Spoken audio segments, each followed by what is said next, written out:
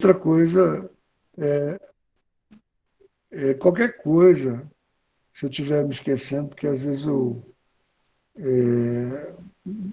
gosto muito de falar sobre o contexto histórico, esse tipo de coisa toda. Não dá para eu ficar escrevendo aqui, porque senão eu vou passar 2 horas escrevendo no quadro, coisa que não tem nada a ver, né? E que tem no livro.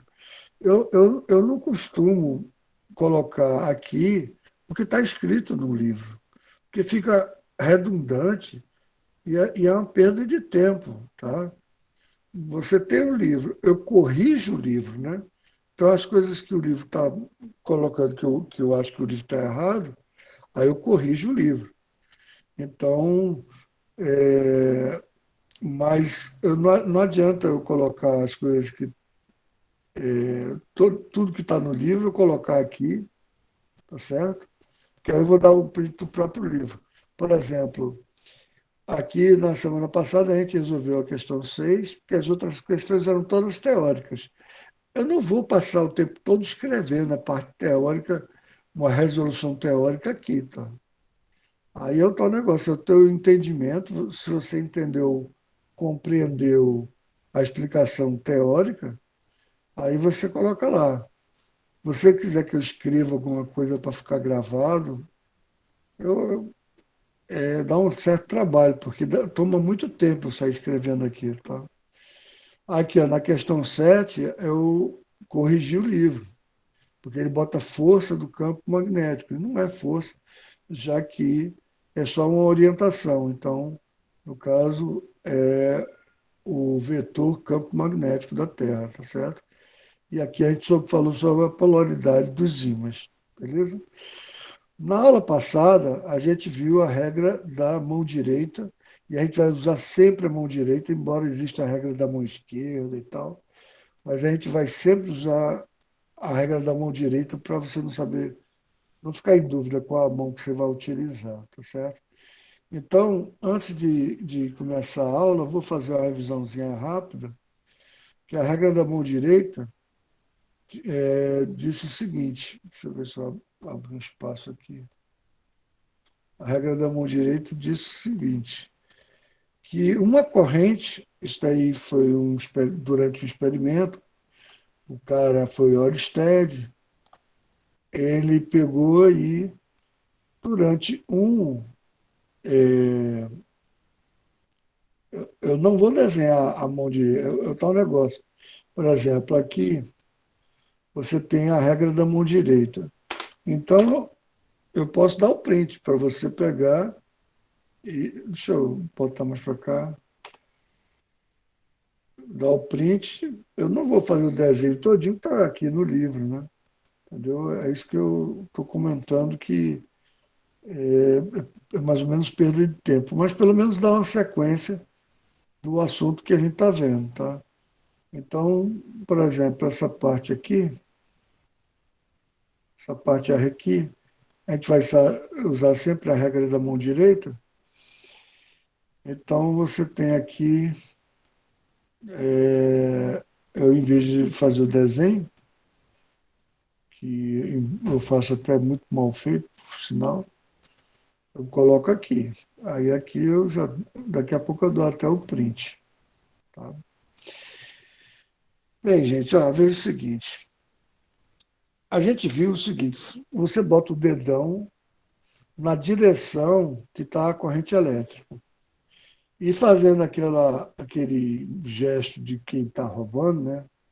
Botando esses dedos aqui para circulando o fio, porque esse campo magnético que é gerado pela corrente elétrica, que foi verificado acidentalmente porque o cara deixou uma bússola próxima de um fio, ele jura que não foi acidental, mas toda a história diz que foi acidental. Então, na verdade, a gente nunca vai saber. É um pouco, porque negócio de físico que descobre o negócio, entra muito questão de orgulho, né?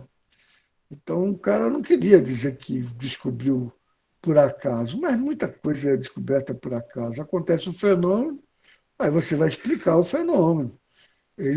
Aconteceu o fenômeno na sala de aula, ele não fez de propósito. Só, olha, agora eu vou saber que a eletricidade influencia no magnetismo.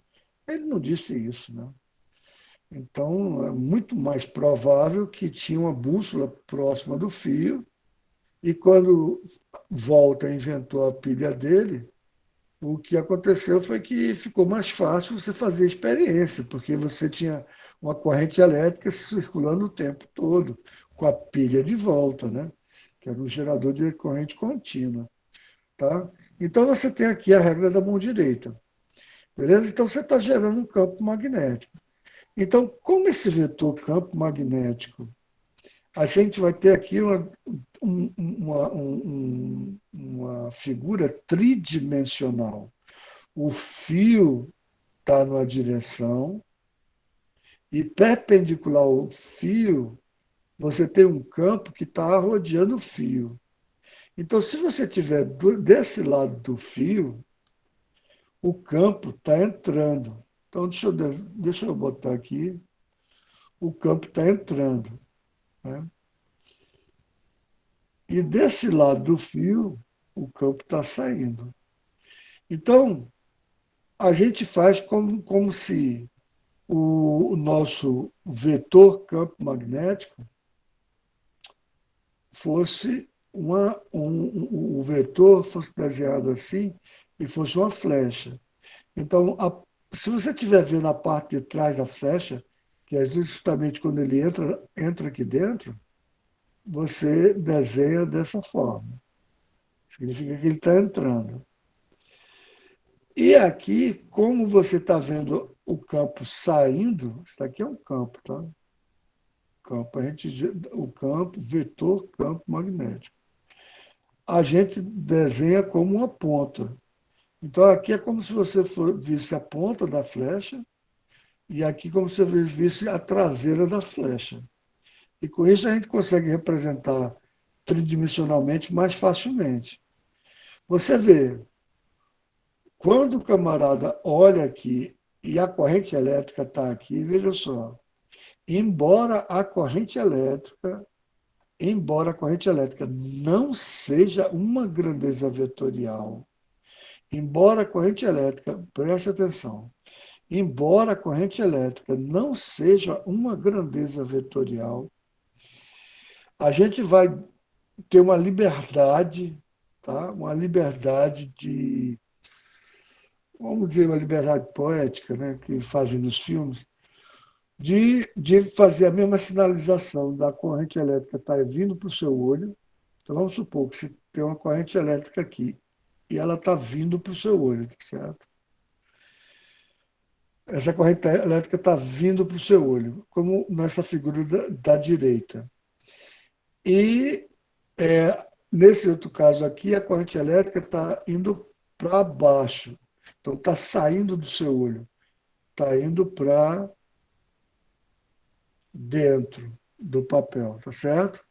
Então, mas aqui é corrente elétrica, tá? Aqui é corrente elétrica, corrente elétrica. Então, o que que a gente viu? Que a corrente elétrica vai gerar um campo magnético perpendicular ao campo, e se você botar o dedão agora saindo do papel e batendo no teu olho, você vai ver que ela vai circular, pode vir pela regra da mão direita, por essa regra da mão direita aqui, ela vai circular no sentido anti-horário aqui, no sentido anti-horário, tá certo? Ela vai circular, o campo magnético vai circular no sentido anti-horário. Então a gente conseguiu aqui fazer as duas coisas, desenhar o quando você tem o fio, eu estou desenhando o fio, aí eu estou desenhando tridimensionalmente o campo. Agora eu tenho o fio. Aí eu estou indicando o sentido da corrente, e a corrente elétrica não é uma grandeza vetorial, embora ela tenha direção e sentido, ela não é uma grandeza vetorial, mas a gente está dando uma liberdade apenas para facilitar o estudo. Se ela está saindo, se é pela regra da mão direita, ela está no sentido anti-horário. Na figura da direita, como a corrente está entrando no papel, aí você faz a regra da mão direita, você bota seu dedão para dentro do papel. e faz um movimento com os outros dedos. Você vai ver que ela está circulando no sentido muito bem desenhado, né, gente? É por isso que eu sou péssimo de desenho. Aí ela está circulando no sentido horário esse campo magnético, tá certo? Sentido horário esse campo magnético, beleza? Então isso aqui seria o primeiro print, apenas para explicar o sentido.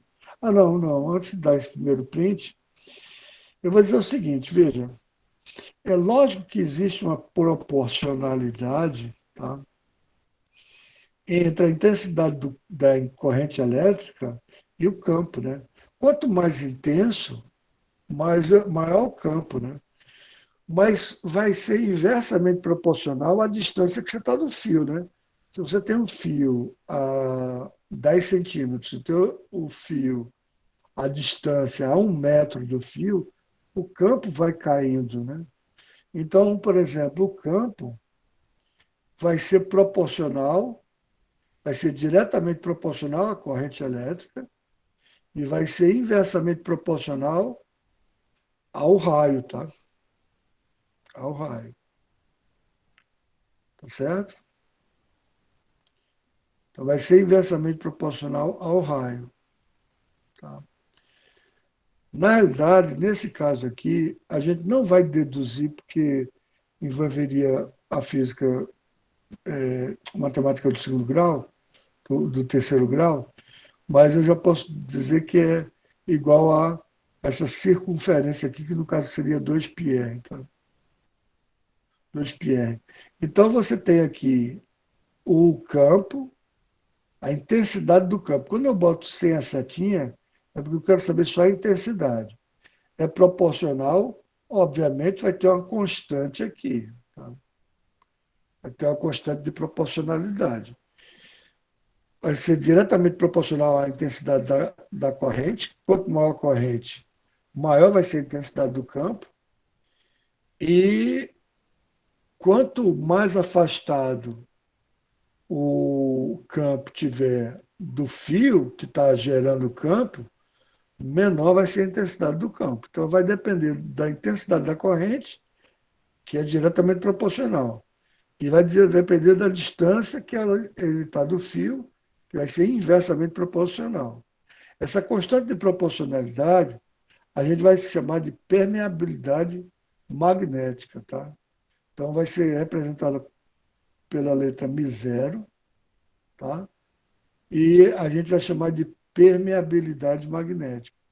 Porque se você botar algumas coisas aqui no meio, vai interferir no campo, tá? Se for o ar, se o meio for o ar, vai ter um tipo de permeabilidade. Se for o vácuo, também. Já se for água, se for ferro, ferro nem pode, né? Porque você vai passar uma corrente elétrica, vou botar borracha, aí essa permeabilidade vai mudar, tá? Permeabilidade, desculpa, gente. Permeabilidade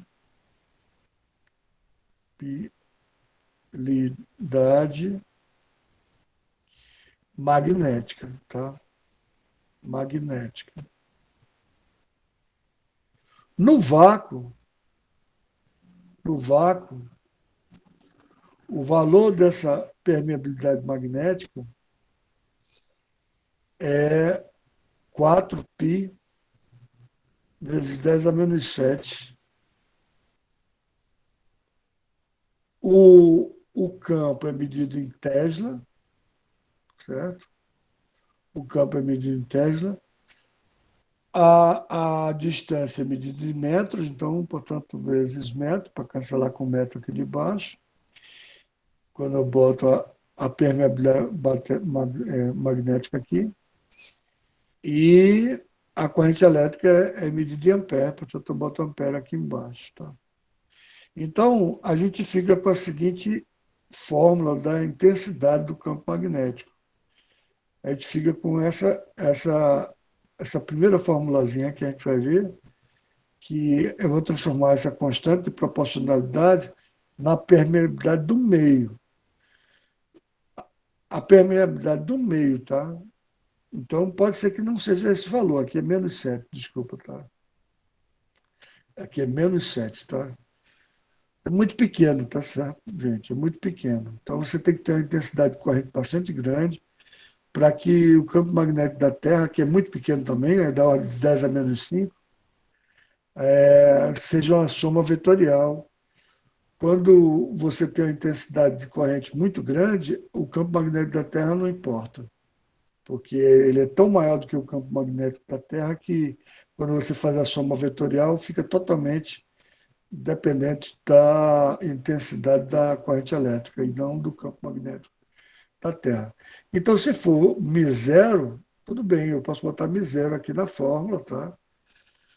Isso, mas isso aqui é para o vácuo, tá? Então, você multiplica pela corrente e divide por 2π e você sabe a intensidade do campo magnético num determinado ponto, tá? Um determinado ponto. Lembrando que você, se você tiver o fio, você vai representar dessa primeira maneira aqui, dessa maneira um. Se você tiver o fio, mas se você tiver o campo, você não tiver o fio, quer dizer, você não tem o fio, você só tem a orientação da corrente elétrica. Aí você desenha o campo seguindo a regra da mão direita sempre. Sempre vai ser a regra da mão direita, tá, gente? Beleza? Então, esse aqui é o primeiro print que eu vou dar para vocês e a gente vai passar para uma questão. Deixa eu botar lá no grupo logo. Deixa eu ver se tem alguém perguntando alguma coisa.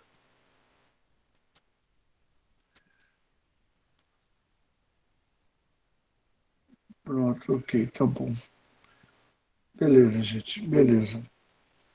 Então, pronto. Então, aproveita o pessoal, porque eu estou vendo que está com 50 alunos.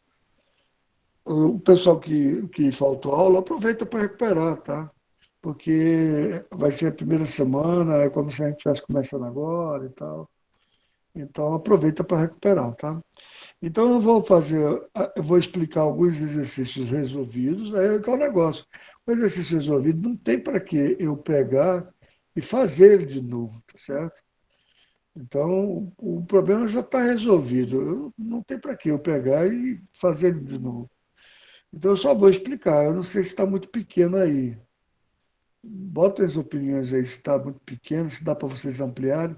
Eu vou explicar essa questão resolvida número 2, tá certo? Então você bota aí se está muito pequeno, se quiser, porque eu posso cortar e botar maior, tá? Então, veja isso. Se alguém achar que está muito pequeno, eu posso. Botem nos comentários. Eu vou estou dando uma olhada aqui nos comentários. Bem, então vamos lá.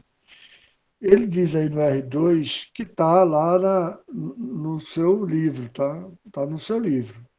R2 está na página. Está na página. Cadê? R2 está na página 171, tá? Começa na 171 e termina na 172, tá bom? Vamos lá. Se alguém fizer algum comentário, por favor, mandem, escrevam para mim, tá? Ele fala um fio muito longo. Por que que ele fala um fio muito longo, tá? Porque essa formulinha que eu coloquei para você só serve para um fio infinito, tá? Só funciona para um fio infinito. Porque é uma soma integral que vai de infinito para infinito, de menos infinito para mais infinito, tá? Então, aí você chega nessa fórmula. Se você reduzir o tamanho do fio, a maneira de calcular é completamente mais complexa e acho que a gente não vai dar nesse curso não, tá? Então, quando ele fala fio muito longo, é porque você pode caracterizar que essa fórmula está valendo, já que um fio é infinito, tá? A grandeza do fio não influencia na intensidade do campo. É percorrido por uma corrente de 3 amperes. Pronto, muito bem, então 3 amperes. Aqui ele botou o fio e ele falou que a corrente é de 3 amperes. Muito bem. No sentido da figura, ele botou a corrente, a figura, a corrente para cá.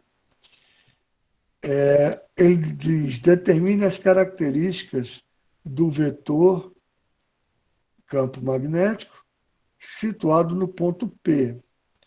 Esse ponto P, ele ele está do lado direito, né?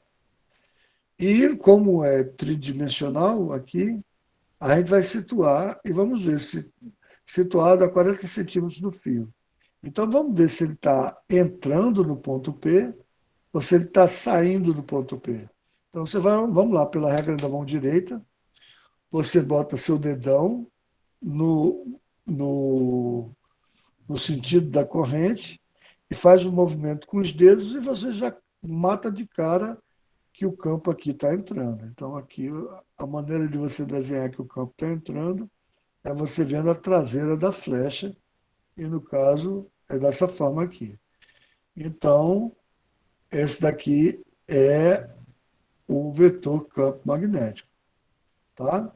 Mas, se você quiser calcular qual é a intensidade do campo, aí você calcula simplesmente utilizando a equação que a gente acabou de ver. Aqui eu estou botando B sem a setinha, porque eu quero saber só o valor. Então vai ser μ0 vezes I sobre 2πr. Tá? Então aí é a conta de, aí é o que eu costumo falar, conta de padaria. Você sabe o valor de μ0, é 4π vezes 10 a menos 7. Você sabe o valor da corrente, 3 amperes. 2π é 2π. Vai fazer o quê, né? R é zero. Lembre-se que você tem que passar para metro, tá? Aqui, ó, aqui está a unidade da permeabilidade magnética, está em Tesla, metro por ampere. Então, você não pode misturar centímetro com metro. Então, você tem que passar para 0,4 metros, tá certo? Então, ele resolve aqui, pela regra da mão direita, número um. Aí, ó, já bota a regra da mão direita, número um. Então, só tem uma regra da mão direita. Determinamos a direção e o sentido do vetor indução magnética. Ó, aqui, ó, como ele botou diferente agora. Ele não botou força, ou linha de força, qualquer coisa desse tipo. Muito bem. No ponto P, como ilustra a figura. Então, bateu com o que a gente tinha previsto aqui. Depois ele faz o cálculo. Então, ele faz o cálculo, ele pega a equação, colocou aqui a equação, tá? E substituiu os valores, né? Então, substitui os valores, certo? Apenas para quem não está acostumado com esse tipo de conta, eu vou dar uma colher de chá aqui e fazer do lado, no caso o R2, né? Fazer do lado o R2 para dirimir qualquer dúvida que você possa ter nesse tipo de conta. Você tem aqui 4π vezes 10 a menos 7 vezes 3 dividido por 2π vezes R. A distância de R é 40 centímetros, que dá 0,4 metros. Está tudo no sistema internacional, beleza. O que é que eu sugiro você fazer? Eu sugiro você fazer o seguinte: se você tem um π em cima e um π embaixo, porque π é aproximadamente 3,14.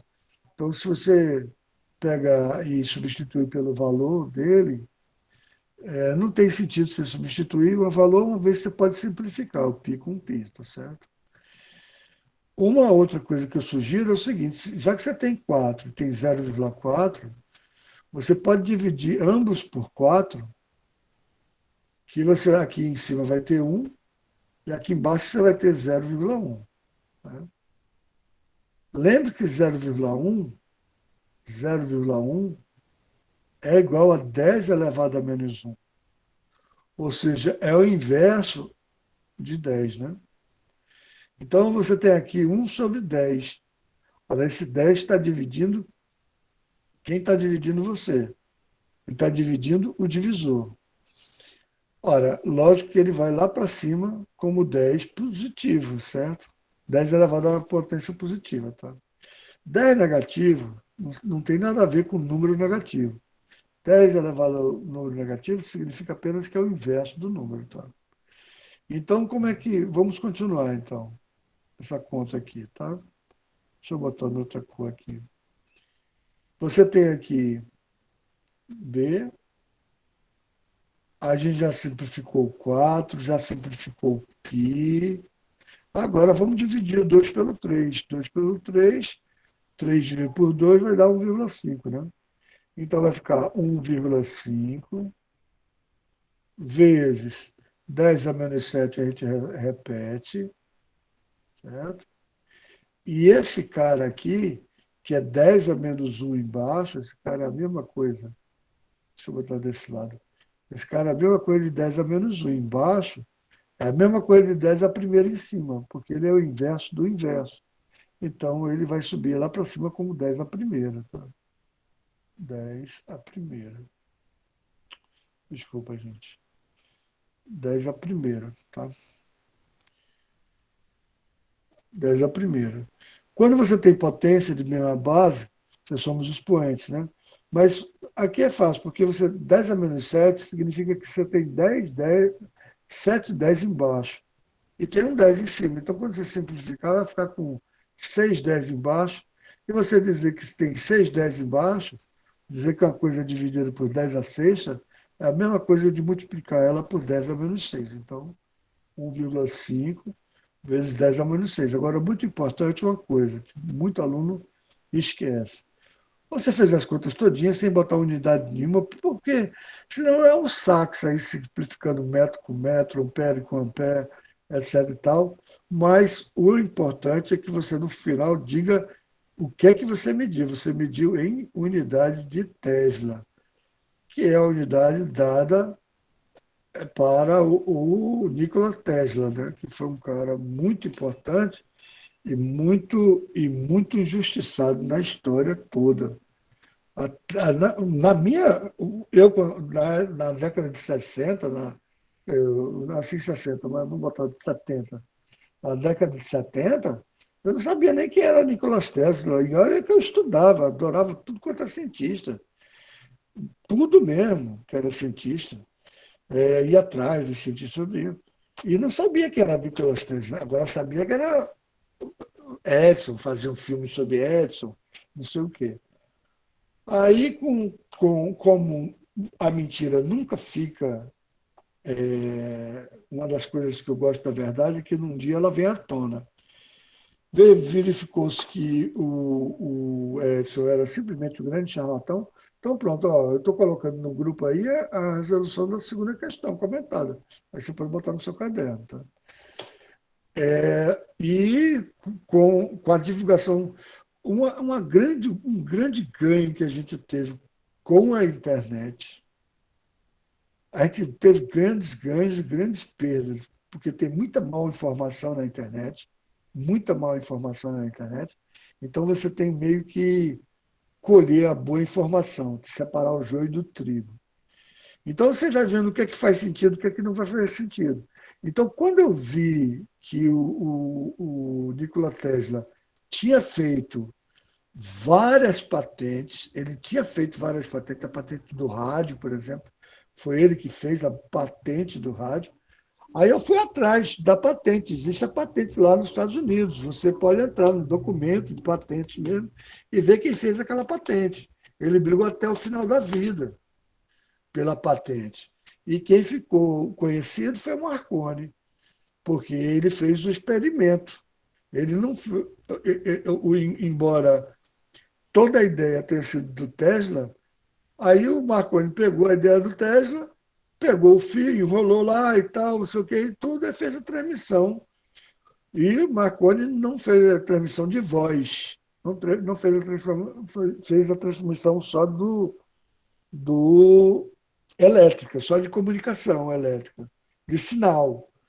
Aí, tanto é que ele ligou quando a França deu de presente para o Brasil o Cristo Redentor. As luzes do Cristo Redentor foram ligadas a partir da Itália através de uma onda eletromagnética via rádio. E quem fez isso foi Marconi. Aí, puxa vida, o cara ficou famoso que só. O Nikola Tesla era um cara totalmente recluso, era um cara. Era doido, né, na realidade, porque o cara. Tem cara que é cientista, o cara é gênio, e às vezes o cara ser gênio é muito ruim. Teve gente que soube ser gênio, tipo Einstein. Einstein soube ser gênio, teve muitos amigos, casou com mulher, se separou, depois ficou com outra, que era prima dele e tudo. Mas teve pessoas que não souberam ser gênios. Por exemplo, Newton. Newton era recluso. E ele fez as grandes descobertas quando ele era recluso. Então, Nikola Tesla já falava o seguinte, que a melhor maneira de você ser o melhor cientista, todos os dois não se envolviam com mulheres, porque atrapalhavam a vida dele. O Nikola Tesla se apaixonou por uma pomba, né? Então ele ficou doido, totalmente doido. O Newton viveu muito, e, mas se envolveu com alquimia e se envolveu também com outras coisas que não eram pertinentes à física diretamente. Se ele tivesse ido só para a física, talvez a gente tivesse tido a evolução, a gente estaria muito mais evoluído, porque ele era um gênio fora do comum. Mas teve coisa que ele deixou passar, como o espectro da luz solar, que ele viu que, o espectro, que a luz branca se dividia naquelas cores, você conhece? Mas existem os fragmentos que determinam os elementos químicos. Isso ele deixou passar. Tá? E atrasou em 100, 200 anos, porque só depois que foi visto que existiam umas inconsistências. E essas inconsistências eram inconsistências quânticas. A gente vai ver depois, tá? Beleza, gente? Então vamos analisar o segundo problema resolvido aqui. E depois eu quero conversar com vocês sobre o segundo problema. Eu espero não precisar ter que fazer isso aqui, tá? Deixa eu ver se tem alguém com alguma dúvida aqui, ou alguém perguntando alguma coisa. Não? Tá tudo bem? Beleza, gente. Então vamos continuar. Gente, se vocês não entenderem alguma coisa, qualquer coisa, pause, manda parar. Manda parar e alguém abre o microfone, tá? Por favor, cara, por favor. Ninguém está com pressa aqui, não, tá bom? Então, veja só, aqui tem uma característica importante, porque o Ampère definiu a intensidade, porque uma das unidades universais é o Ampère. Mas o Ampère não é definido como Coulomb por segundo, porque você estudou lá atrás a gente viu que a intensidade da corrente é a quantidade de cargas pelo tempo, né? Quantidade de carga pelo tempo, que faz Coulomb por segundo, e com isso a gente chegou na unidade de ampere, não foi isso que a gente estudou? Muito bem. Mas não é assim que é definido o ampere, tá? O ampere vai ser definido através da intensidade da corrente elétrica, afastada 1 metro um fio do outro, e vendo qual é a força que um fio exerce sobre o outro. A gente vai ver por que um fio exerce uma força sobre outro fio, uma força eletromagnética sobre outro fio. É isso daí que eu vou dar uma pincelada aqui nessa questão, tá bom? Então, a definição da unidade ampere, embora a gente tenha definido como Coulomb por segundo, não foi assim que ela foi definida, tá? Muito bem. Então, temos aqui o fio 1 e 2. Todos dois, você vê que a corrente está para cima, né? Então, tanto o I1 está para cima, quanto o I2 está para cima, né? Então, aqui está a corrente I1, aqui está a corrente I2, certo? Muito bem. São representadas na figura, são percorridas por correntes de I1 e I2 de intensidade de 10 amperes. Então, aqui, intensidade de 10 amperes é o I1, né? 10 amperes. E a intensidade de 22,5 amperes.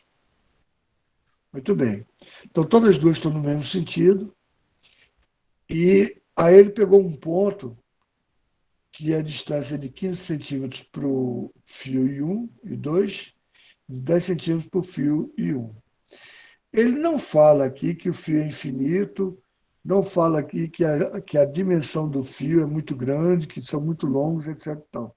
Mas quando acontece isso, naturalmente a gente assume que esse fio é infinito. Tá? Então, a questão não está errada, porque é presumível que, se tivesse dimensões esse fio, ele teria que colocar aqui de todo jeito. Se ele não colocou, é porque ambos os fios são infinitos, tá bom?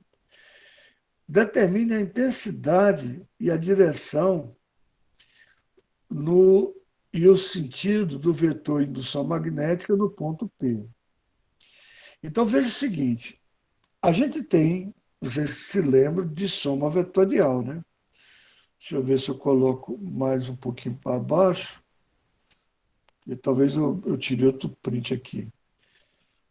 A soma vetorial, eu não sei se vocês se lembram, soma vetorial. Vetorial. A gente colocou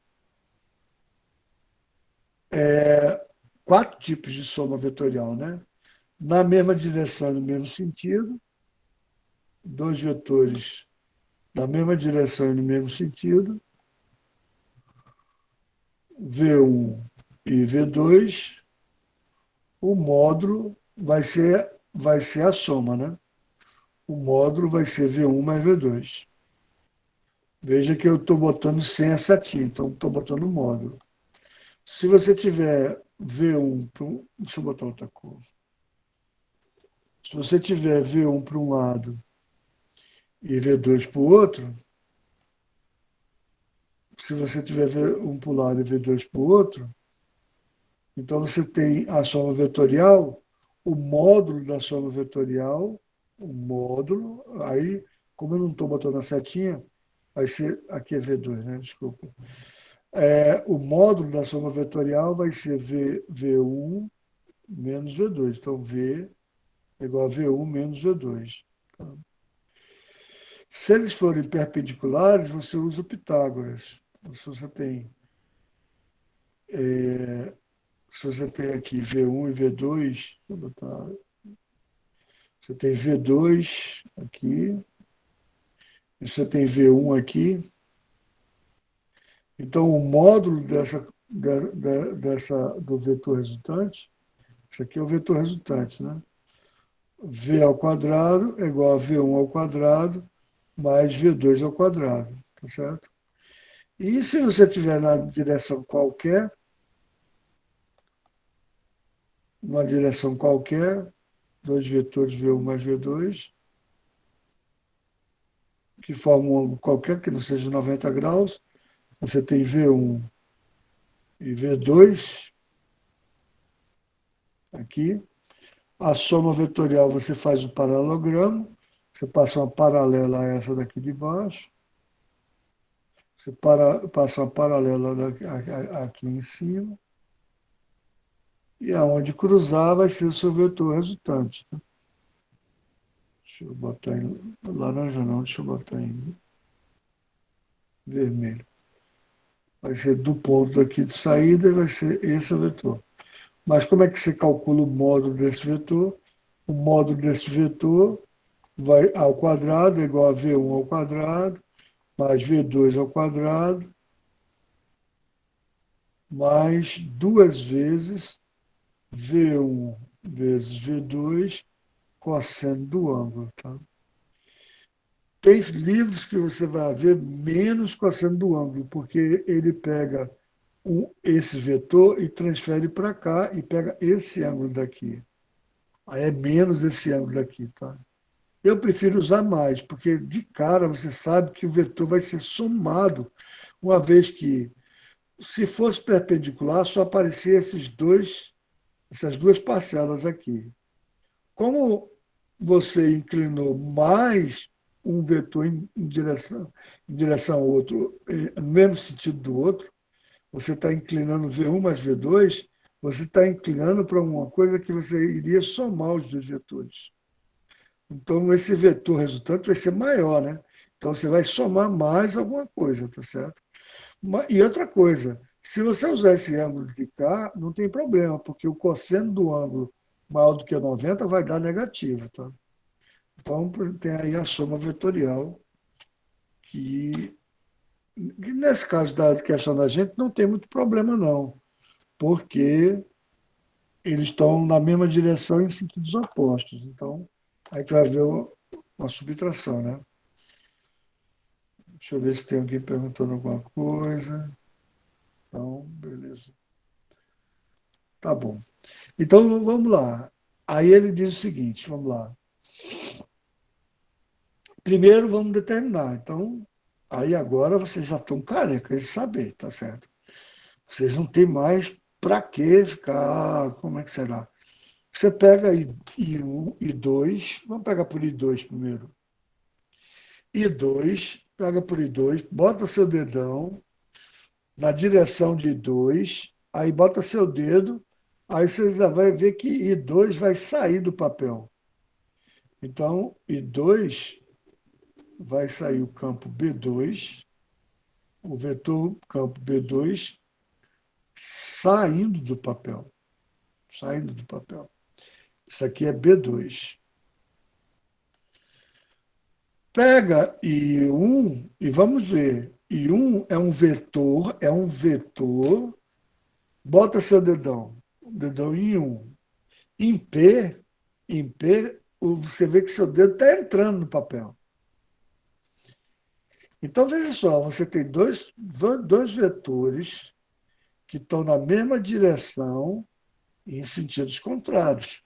Lógico que você vai subtrair os dois e quem vai ganhar é o que tiver maior magnitude, né? Desculpa, P1. Desculpa, gente. O que vai ganhar é o que tiver maior magnitude, concorda? É o que vai ter maior magnitude. Esse cara tem uma corrente duas vezes maior do que esse, mas tem uma distância maior também. Então, esse campo vai ser aumentado porque essa corrente é maior do que essa. A corrente 2 é maior do que a corrente 1, mas é mais do que o dobro, né? E essa distância não chega a ser o dobro, concorda? De 10 centímetros, né? Então, eu já posso dar um chute que B2 vai ganhar. Por que eu vou dar um chute que B2 vai ganhar? Porque a corrente é maior, é mais do que duas vezes maior do que I1, mas a distância que ele está do ponto P é maior do que a distância que I1 está do ponto P, mas não é duas vezes maior. É 50% maior somente, é de 10 centímetros, ele aumentou para 15 centímetros. Como é diretamente proporcional ao raio. Inversamente, aqui, deixa eu botar aqui a formulinha.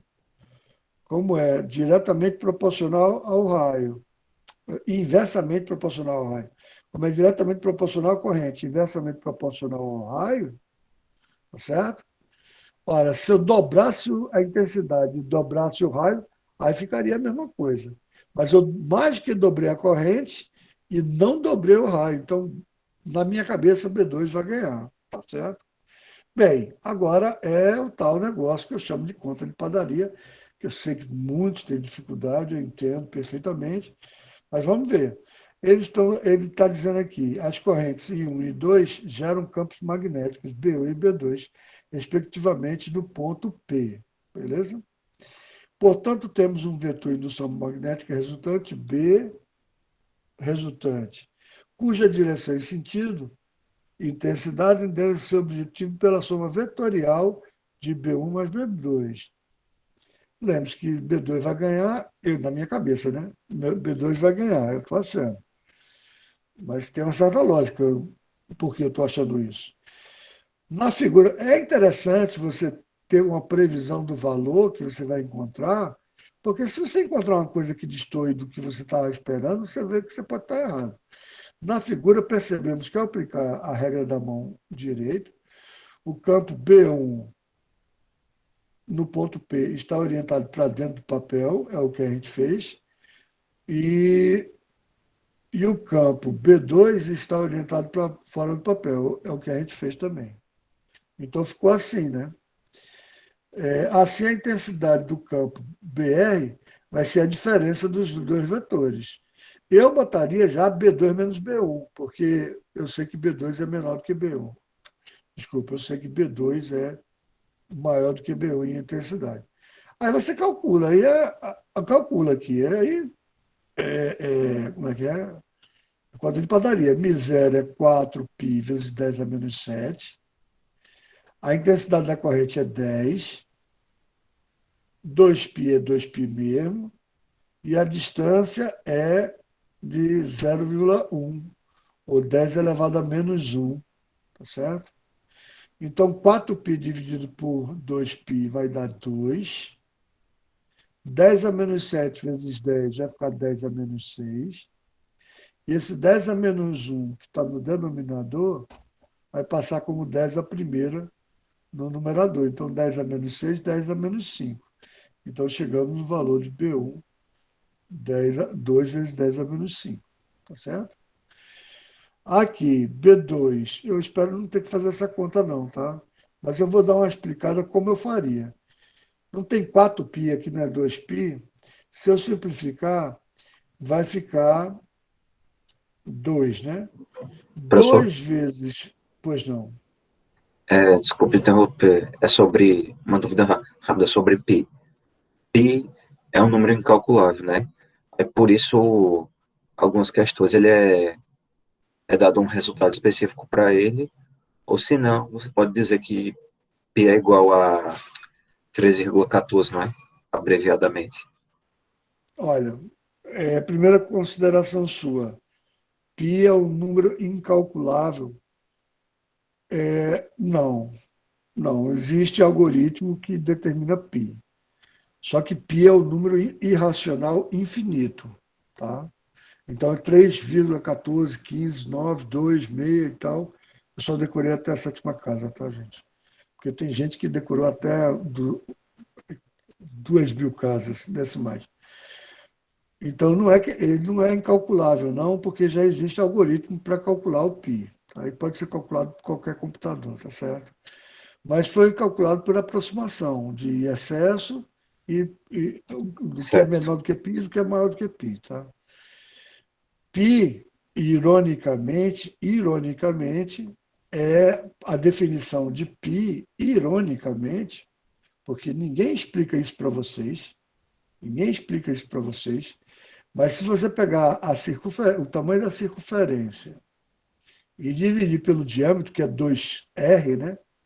Dividir pelo diâmetro, isso é π, não é isso? Ora, se isso aqui é uma fração, e π é um número irracional, ou seja, π é um número que não pode ser colocado sob forma de fração, ou o comprimento da circunferência é um número irracional, ou o diâmetro da circunferência é um número irracional. Tá? Então, quando você faz isso na geometria, fica fácil você perceber e tal. Você estica a corda, você tem a circunferência, deixa eu botar aqui, você tem a circunferência, você corta a circunferência aqui, você estica ela. Então, isso aqui é o comprimento da circunferência. Se você dividir ela pelo diâmetro, você vai ter três diâmetros, vai ter três diâmetros, um, dois, três diâmetros e um pouquinho, tá certo? E esse cara aqui é exatamente π vezes R, no caso. Tá? Π vezes D, aliás, desculpa. Como D é 2R, né? É duas vezes o raio, então você conta que é 2πr, tá certo? O comprimento da circunferência é 2πr. Tá? Então, eu não me lembro bem a segunda parte da sua pergunta, mas o π é um número irracional, ironicamente é representado como uma divisão. Obviamente, um desses dois números tem que ser irracional, né? Você não pode botar dois números aqui e dar π, concorda? Dois números inteiros dá π. Então, ele seria um número racional. Tá? Então, é um número irracional e que é importantíssimo, principalmente para o cálculo de ângulos, porque ângulos a gente não usa graus, porque não tem como você fazer determinados cálculos, derivadas, etc. e tal, se tiver em graus. Graus é uma medida muito não amigável, vamos dizer assim. E o π não, o π é a relação entre a circunferência, o tamanho da circunferência e o diâmetro dela. Aí você tem que o comprimento da circunferência, como o diâmetro é duas vezes o raio, fica sendo igual a 2πr. Tá certo? Que nesse caso ficou sendo o denominador da nossa equação aqui, né? O comprimento da circunferência que está circulando o fio. Me diz a segunda parte da sua pergunta que eu me lembrei só da primeira parte.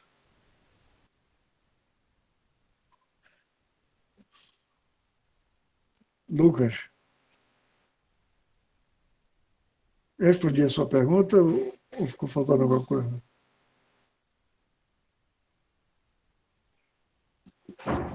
Lucas, tá aí?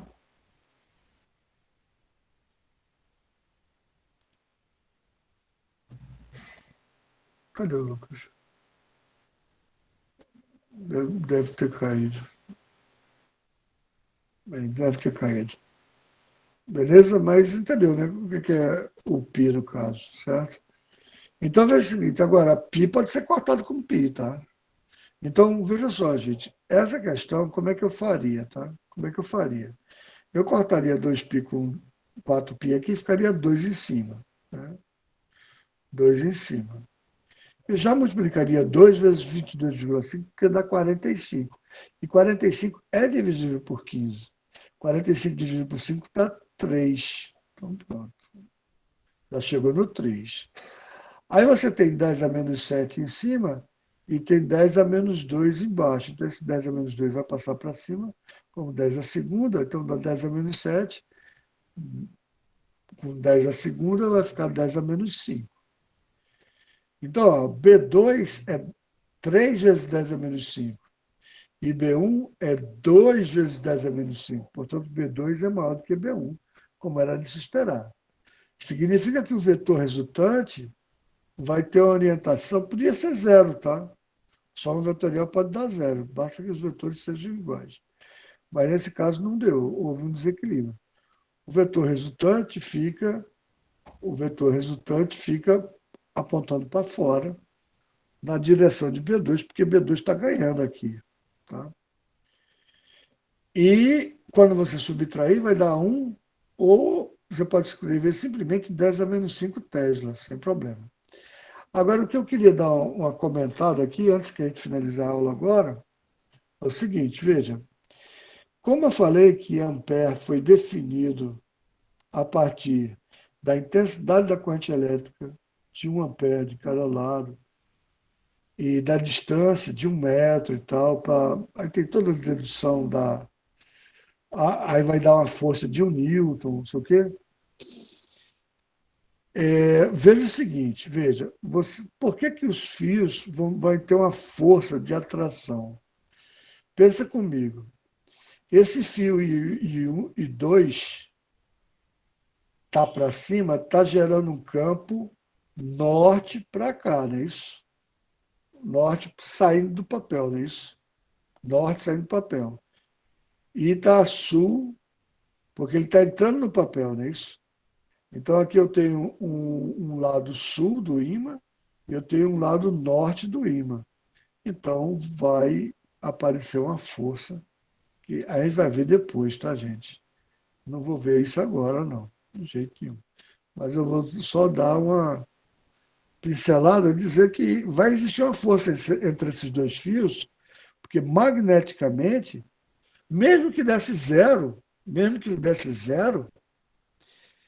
teria um polo norte e um polo sul. Mesmo que desse zero, mesmo que os Bs fossem iguais, teria uma força magnética entre esses dois fios, tá? Beleza? Então eu vou dar um print aqui nessa segunda parte, tá? Beleza? E eu gostaria que vocês conversassem mais, tá? Entrassem mais em contato, tirassem mais dúvidas, esse tipo de coisa toda, beleza? Agradeço demais a participação de vocês. Eu vou pedir para Tudo vocês certo. fazerem a chamada. Ah, pronto, deu tudo certo. Entendeu? Eu não estava entendendo a segunda parte da sua colocação. Eu não sei se eu esqueci. É, fechou o que você estava querendo entender, Lucas? Fechou, fechou, Fechou, fechou tá, do aqui. tá bom. Gente, lembre que muita gente falta a aula da tarde. A aula da tarde vai ser a continuação do assunto, tá? E muita coisa que vocês vão ter que botar no caderno daqui para amanhã, tá certo? Porque eu botei até domingo, né? Mas trabalhar sábado e domingo é fogo, né? Então, e vejo se vocês estão entendendo bem direitinho o assunto para a gente continuar evoluindo. Então, podem assinar, quem assinar vai saindo. Agradeço demais.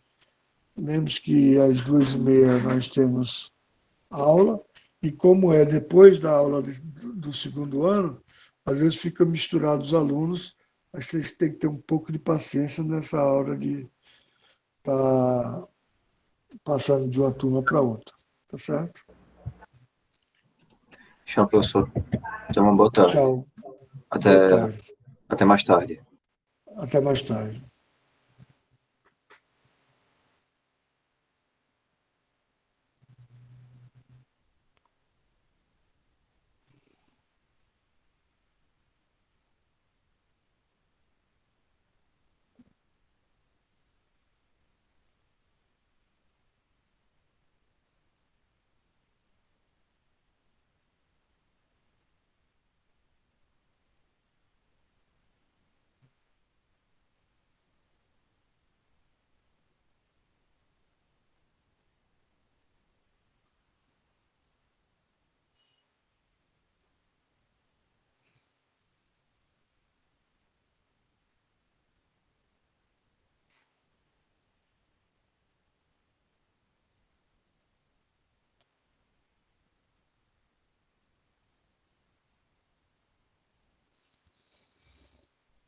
Pessoal que assinou, eu solicito que saia da reunião para eu não ter que tirar da reunião.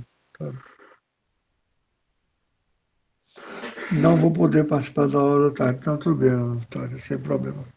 Vai estar gravada e eu vou postar a gravação no YouTube, beleza?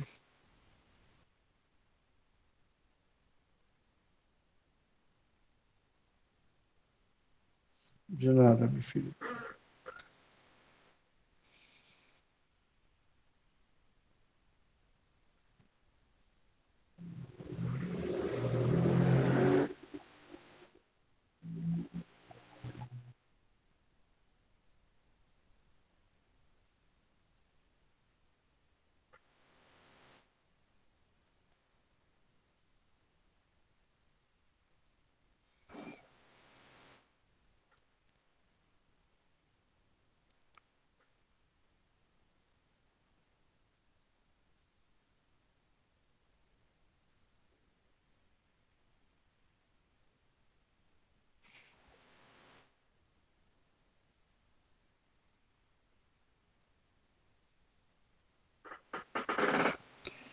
Pronto, gente. Assinou.